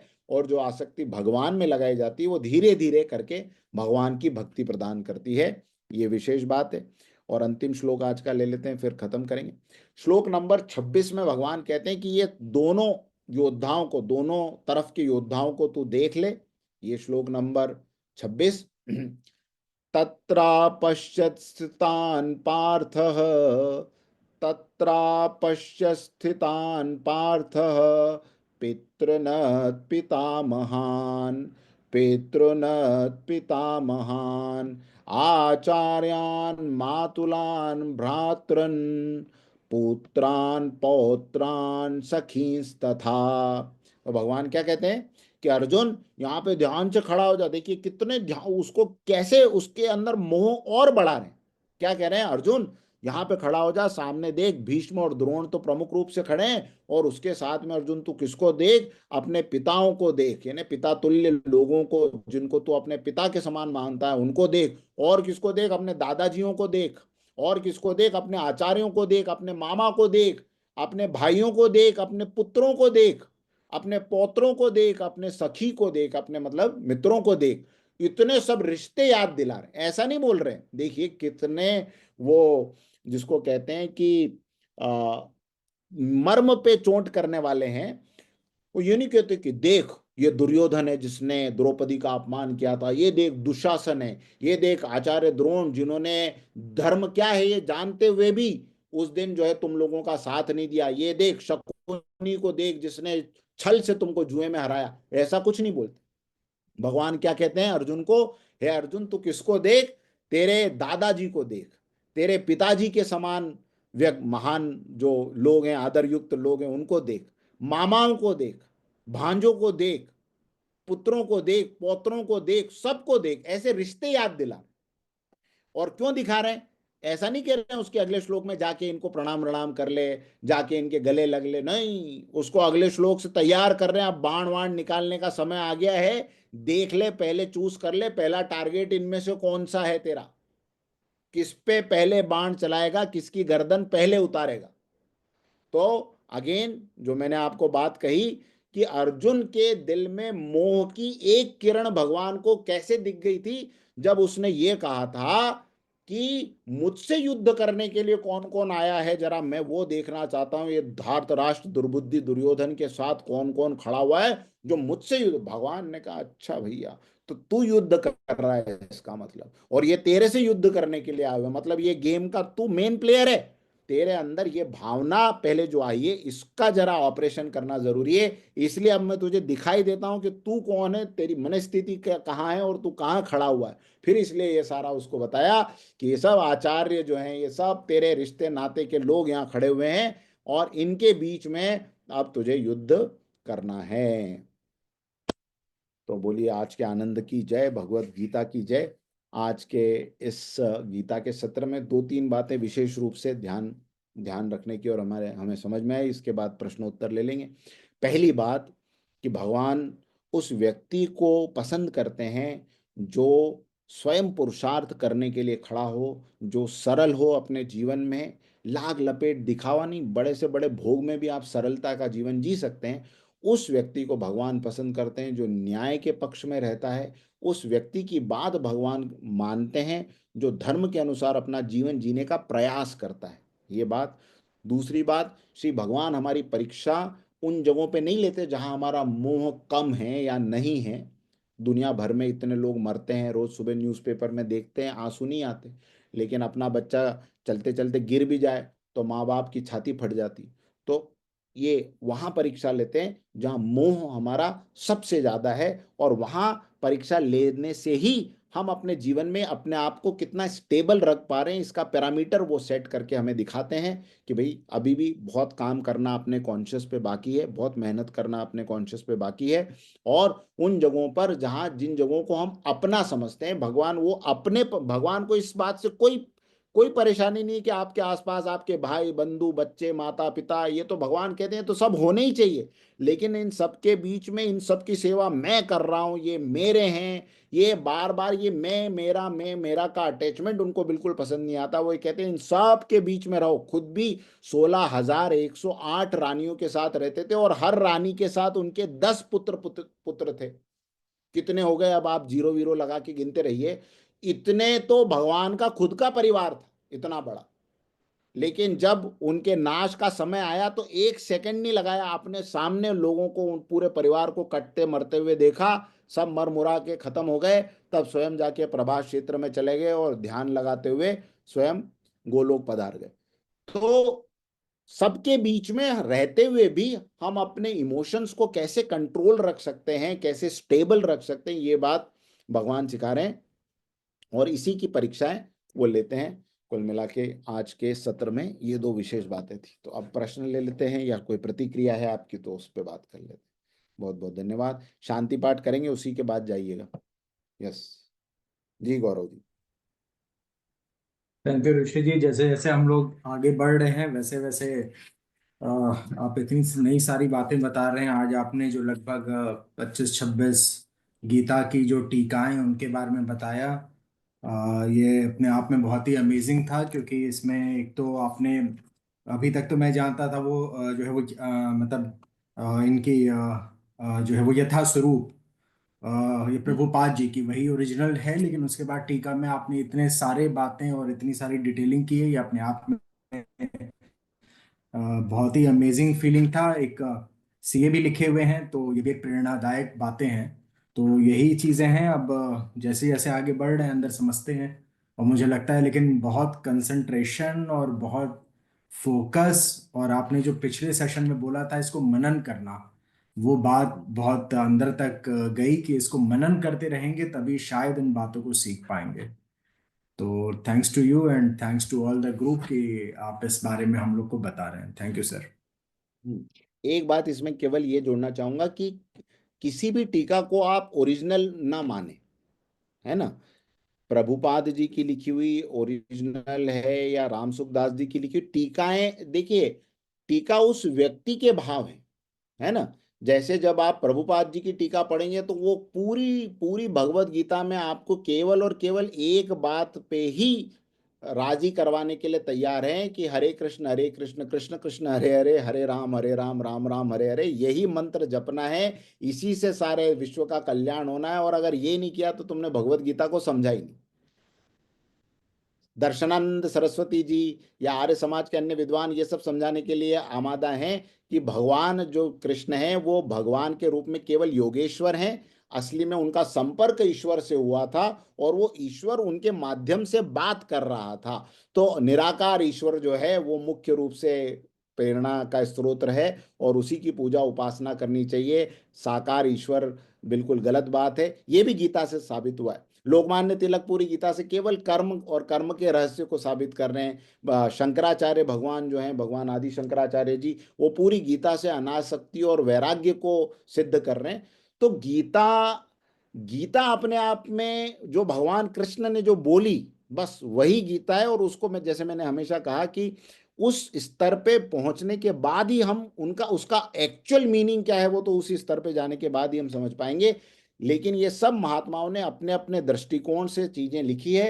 हमारा दृष्टिकोण कैसा होना चाहिए? हमारा दृष्टिकोण समन्वयकारी होना चाहिए। समन्वयकारी दृष्टिकोण का अर्थ यह है कि जिस घाट से हमें जो सुंदरतम मिला है ना, व्यक्ति मॉल में जाता है तो उसमें से अच्छी चीज अपने घर के लिए लाने की कोशिश करता है, तो जो सुंदरतम मिले और जो अपनी रुचि के अनुसार पटे। अब जैसे कोई व्यक्ति है, उसको साकार ईश्वर की कल्पना से उसको बहुत ये है कि नहीं यार, ये ईश्वर के अनेक अवतार हुए और फिर गोपियों के साथ लीलाएं हुई, ये सब में मेरा कोई इंटरेस्ट नहीं है, मैं एकदम 2+2=4 वाला आदमी हूँ। तो उसको फिर वो गीता का कौन सा, उसको आदि शंकराचार्य जी की व्याख्या हो गई या उसको आर्य समाज की व्याख्या, वो उसको पटेगी सैद्धांतिक। कोई गीता से कर्म, जिसकी लाइफ की फिलॉसफी, यार हमको ये सब दान धर्म पूजा पाठ फालतू की चीजें हैं, ये लोगों का पैसा निकालने के लिए बनाया हुआ है, अच्छा काम करो बस, यही मेरी लाइफ की फिलॉसफी। तो उसको भैया गीता रहस्य, ये आपका पैकेज, ये ले लो, ये गोली आपकी। कोई कहे यार ये सब में कुछ नहीं है भैया, सांस में जो भगवान का नाम ऊपर चढ़ाओ नीचे चढ़ाओ, आना पान प्राणायाम करो, उसको अड़गड़ानंद सरस्वती जी की, आहा ये गीता असली गीता भैया, इसमें लिखा हुआ है सांस ऊपर चढ़ेगी तो उसमें भगवान का नाम, नीचे जा रही है तो भगवान का नाम, ये गीता उसको पसंद है। तो अलग अलग घाट है। मैं तो ये तक समझ सकता हूं कि एक निरीश्वरवादी जिसको ईश्वर के नाम से तक घृणा है, उसको भी गीता में अपने काम की बहुत सी चीजें मिल जाएगी। तो ये हमें क्या करना है, समन्वयकारी दृष्टिकोण रखते हुए गीता को समझने का प्रयास करना है और निश्चित रूप से इस प्रकार हम चलेंगे तो आगे बढ़ेंगे। परमहंस योगानंद जी की गीता है, मैं मेरे मम्मी पापा के पास रखी हुई है मैंने, वो गीता अद्भुत। उनको गीता में योग दिखता है, वो पूरी गीता को क्रिया योग से जोड़ देते हैं और आप पढ़ते पढ़ते आपको बिल्कुल लगेगा हाँ गीता केवल और केवल क्रिया योग के लिए ही लिखी है, इसके अलावा गीता में कुछ लिखा ही नहीं है। तो ये उन आचार्यों की, उन महापुरुषों की विद्वत्ता और उनके उनके पर्सनालिटी का मेस्मराइजेशन है। और गीता की भी खासियत है कि वो किसी भी पात्र में चली जाए तो वो अपने आप को उसमें एडजस्ट कर लेती है। इस प्रकार से मैं गीता को समझने की कोशिश करूँ। धन्यवाद जी, थैंक यू। डॉक्टर दिनेश। हाँ, गीता तो ऐसा ही है ना, जैसे कि जाकी रही भावना जैसी, प्रभु मूरत देखी तीन वैसी। तो जिसको जैसे भावना है, कोई है उसको उसमें कर्म ढूंढ रहा है कि कर्म ही पूजा है, मैं तो सिर्फ कर्म योग करता रहूं, उसी से सब ठीक हो जाएगा, अच्छे कर्म करो और कुछ नहीं है दुनिया में। तो वही है। और एक आप इतनी सारी रिसर्च करके जो लेके आए, ये बहुत ही अद्भुत है। इतनी सारी किताबें आप कहाँ से ले आए पता नहीं, इतनी सारी बुक्स आपने दिखा दिए और वो सब हमने नोट तो कर लिए हैं। एक ये भी किताब मेरे को मिली, गीता फॉर हाँ सीईओज। हाँ। ये मैं एयरपोर्ट से ले आया, गीता फॉर सीईओ। अब देखिए, इनको गीता के इनको अंदर गीता में CEO, सीईओ ही नजर आ इस्कॉन से एक कोर्स चलता है गीता फॉर मैनेजमेंट, 2-3 आवर का वो लेक्चर लेते हैं। और विवेक बिंद्रा जी तो हर साल ऑनलाइन एक गीता के ऊपर इस तरह का सेशन करते ही हैं, जिसमें वो गीता में सेल्स, गीता से मार्केटिंग, गीता से ह्यूमन रिसोर्स मैनेजमेंट सब कुछ सिखा दें। तो मतलब हमें तो कुल मिला के कृष्ण को पकड़ना है। अगर उनको पकड़ लिया तो फिर उनकी गीता और उनकी दृष्टि और ये सब हमारे अंदर धीरे धीरे आने लगेगी, है ना। तो चलिए, बहुत अच्छी बात है अरविंद जी। और आज मैडम भी है, नमस्कार मैडम आपको। जी, अनम्यूट करिए अरविंद जी। एक जिज्ञासा था कि गीता में श्री कृष्ण बोलते हैं जो मेरे पर श्रद्धा और विश्वास करेगा मैं उसी को गीता सुनाऊंगा। तो हाँ पहले ही आर्गुमेंट, आप सारे जो प्रोफेसर टीचर, तो जो छात्र आपके पास में आते हैं तो शुरू से आर्गुमेंट करते हैं ये ऐसा क्यों वैसा क्यों, आप उसको समझाते हैं, उसको फिर लाइन पर ले आते हैं, तो दोनों में कितना अंतर है सर? अब ये बताइए मेरे हाँ, गीता जो है वो श्रद्धा और विश्वास पे खत्म होती है आके। को। गीता का फल है श्रद्धा और विश्वास। अर्जुन भी तो डाउट से ही शुरू कर रहा है ना। अर्जुन तो 18 अध्याय तक क्वेश्चन ही क्वेश्चन कर रहा है। ऐसा क्यों, वैसा क्यों, आत्मा क्यों जन्म ले, क्यों नहीं जन्म लेती, आत्मा की मृत्यु क्यों नहीं होती। और आपने गीता, भगवान आप तो अभी अभी पैदा हुए मेरे साथ साथ में, आपने सूर्य को गीता कैसे सुना दी, और ये अधियज्ञ क्या है, और ब्रह्म क्या है, और क्षेत्र क्या है, क्षेत्रज्ञ क्या है। गीता में अर्जुन अर्जुन के डाउट की वजह से ही गीता हमें मिली है। अगर अर्जुन डाउट नहीं करता और पहली बार में कहता कि हाँ बिल्कुल रथ लेके चलो और बस कहाँ कहाँ किस किसको मारना है, तो हम इतने बड़े शास्त्र से, इतने बड़े ज्ञान से वंचित रह जाते। तो मेरा ऐसा मानना है कि गीता प्रश्न से शुरू होती है और समर्पण पे आकर समाप्त होती है। और ये पूरा जीवन आप देखें, जो जो प्रश्न जिसके दिमाग में बहुत भरे हुए होते हैं, जिसकी खोपड़ी, जिसको हम कहते हैं कि ये खोपड़ी इसकी हमेशा चलती रहती है, तो वो व्यक्ति कभी भी तृप्त नहीं हो सकता। और इस संसार का नियम ऐसा है कि अगर आप प्रश्न ही प्रश्न करते रहे और समझने की कोशिश नहीं की, केवल प्रश्न ही प्रश्न आपके दिमाग में भरे हुए हैं, जहां उत्तर के लिए कोई जगह नहीं है और उत्तर के प्रति कोई समर्पण भी नहीं है, उस व्यक्ति को जीवन में कोई किसी भी उच्च तत्व की प्राप्ति नहीं होती। वो डाउटफुल जीता है और डाउटफुल ही मर जाता है। इसलिए तुलसीदास जी भी कहते हैं ना, भवानी शंकरो वंदे श्रद्धा विश्वास रूपिणो। श्रद्धा और विश्वास के डगर पे चल के ही हमें सत्य की प्राप्ति हो सकती है। तो गीता प्रश्न से शुरू होती है। प्रश्न से शुरू होना अच्छी बात है, लेकिन प्रश्न पे खत्म हो जाना लाइफ, ये अच्छी बात नहीं है ना। प्रश्न से शुरू हो और शरणागति पे खत्म। शरणागति से आशीर्वाद। Yes. दर्शन जी। कितना दिन का क्या आज खत्म हुआ। जी सर, अनम्यूट प्रणाम। करिए जी। बहुत ही सुंदर वाक्य है सर, और खूब आनंद आ रहा है। निश्चित तौर से सर, आध्यात्म चीज ही ऐसी है कि जानने के पहले से मानना पड़ता है, तभी वो हम जान पाते हैं। इसीलिए बोलते हैं, शरीर आत्मा अगर कोई बोलता है कि नहीं हमको नहीं मालूम, नहीं, पर मानो, फिर उसकी खोज में लग जाओ, जानने की कोशिश करो, सब चीज मालूम पड़ जाती है। ये आध्यात्म ऐसी चीज है।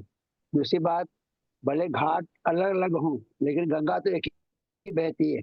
तो सभी गीताओं का सार तक में जाएंगे तो सीधा सा उसका रस एक ही मिलना है। भावनाओं का खेल है। हर कोई अपने अपने भावना से, कोई भक्ति योग को पकड़ लेता है, कोई कर्म योग को पकड़ लेता है, कोई ज्ञान योग को पकड़ लेता है। उसी हिसाब से अपनी व्याख्या उसमें अपनी अपने जो भाव प्रकट कर देता है। तो है सब चीज वही, लेकिन अलग तरीके से लोगों ने अपने अपने तरीके से उसको लिखा है। तो उन सबको भी पढ़ना चाहिए। साथ में जो मूल, जो पहले इसको जानना बहुत जरूरी है, जो मूल गीता भगवान श्री कृष्ण की है, जो हम भी पढ़ रहे हैं। तो उसके बाद धीरे धीरे फिर आगे जैसे आप आज्ञा करेंगे तो एक आध दो और अच्छी सुंदर किताब जो हमें और गाइड कर सकेगी, उसको हम पढ़ेंगे। बहुत धन्यवाद सर, बहुत अच्छा कर रहे हैं, बहुत अच्छा चल रहा है सर। बहुत बहुत धन्यवाद। यस, इंद्र मोहन जी। नमस्कार सर। नमस्कार सर, मेरी आवाज आ रही है? हाँ हाँ, आ रही है बिल्कुल। सर बहुत ही बढ़िया सेशन रहा, और आपके जो आप बिल्कुल उसके वर्ड टू वर्ड मीनिंग के साथ बताते हैं, तो उससे काफी सारी संस्कृत के और हमें जो अक्षर है उसका ज्ञान भी बढ़ता जा रहा है। और गुणाकेश का अर्थ मुझे आज अच्छे से समझ में आया, उसको मैं अच्छे से समझ पाया और दो व्यक्तियों के बारे में जान पाया जो इस कैटेगरी में है, तो उसके लिए आपका बहुत धन्यवाद। और जैसा कि आपने इतना अच्छे से इलस्ट्रेट किया भी, और ये बहुत ही ज़्यादा इम्पोर्टेंट भी है कि स्लीप की जो डीप साइकिल होती है, जितना आप डीप स्लीप लेंगे, जितना आप डेल्टा वेव्स में रहेंगे, जितनी आपकी जो कहते हैं गहरी नींद रहेगी, उतना फिर आपको रीजनरेशन बॉडी का सबसे ज़्यादा होना ही है। और उसका दो ही तरीके हैं, या नींद अच्छी ले लो, या दूसरा अच्छे से मेडिटेशन कर लो। और मेडिटेशन करने वाले में भी ज़्यादा पहले अल्फा स्टेज पर ही ज़्यादातर लोग रह जाते हैं। जो रेगुलर उसके प्रैक्टिस करते हैं, they reach to the delta very easily and early. तो उनको जितना मेडिटेशन करेंगे, नींद लेने की जरूरत नहीं रहती, और नींद की जरूरत बहुत कम पड़ती है। रहा दूसरा, गीता से जैसा आपने बताया क्वेश्चंस के माध्यम से है और हमने कभी इसके ऊपर ध्यान नहीं दिया इतना, लेकिन अब उसको जब देखते हैं और ये देखते हैं काफी, और आप जैसे मेंटर्स के साथ रहते हैं तो, कि क्वालिटी क्वेश्चन अगर हम अपने गुरु से नहीं पूछेंगे तो क्वालिटी आंसर पे नहीं आ सकते।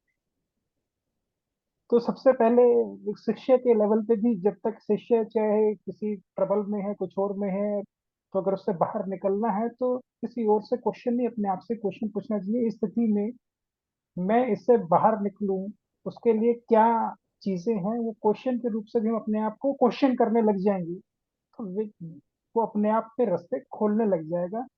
लेकिन ऐसा समय आने के लिए, इतनी बुद्धि आने के लिए कॉन्शियस लेवल काफी ऊपर आएगा, तभी ऐसा हो सकता है। और आ, आपने जो एक और इलस्ट्रेशन आज दिया